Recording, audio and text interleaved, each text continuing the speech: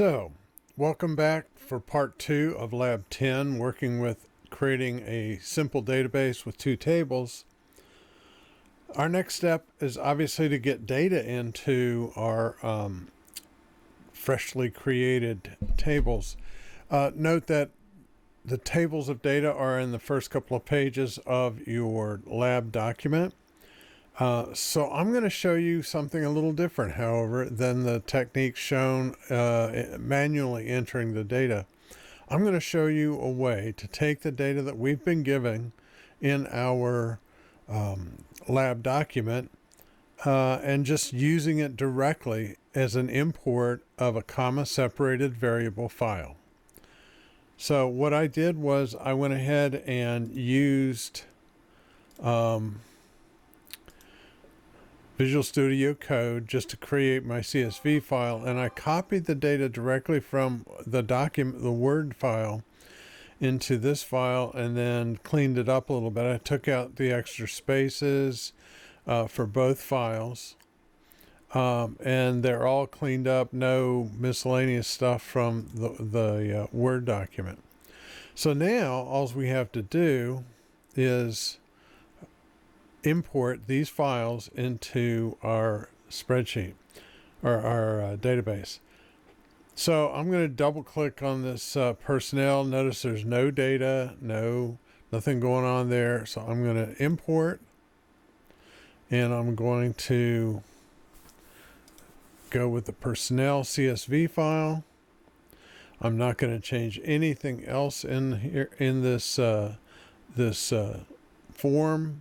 Just click import, and notice it gives me 10 queries. In other words, each line is going to create a query of the data. And now if I go back to my personnel file, notice now I have all the data is in the database. And if I go to a SQL query where I'm going to just do a select star from personnel, that's the most lazy way to do a query.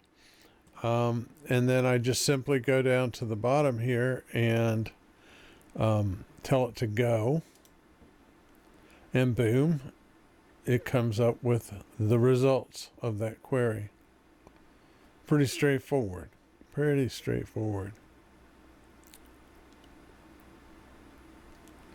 Notice that it says showing rows 0 through 9. That's 10 total columns. The first row is always considered 0. Okay, so now we just need to go back and do the same exact thing.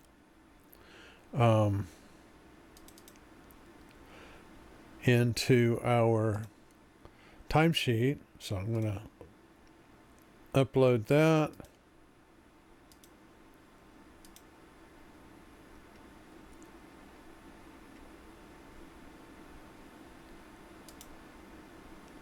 And again, notice it gives me 10 queries because there's 10 rows of data in the file. And if I click on the timesheet now, there's our data. It's all in the system. Okay. And that's all there is to it. So basically, I've just shown you how you don't have to reinvent the wheel, because anytime that you have to manually type in data, that's just every keystroke is an opportunity to insert a mistake into that. And as a matter of fact, if you look at the columns for our personnel, you notice I have a typo here in the job title. So I need to fix that before I close this out. So I am going to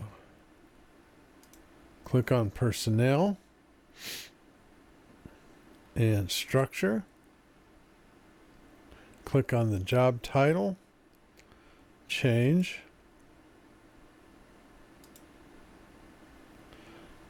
and fix that. It's supposed to be a lowercase j. and save. And now that is now correct.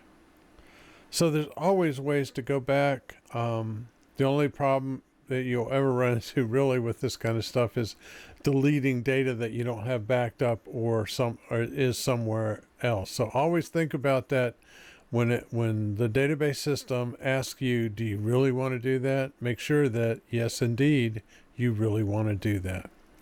Well, I hope this has helped you get your Lab 10 done. And don't forget that you have specific things that you need to submit for this lab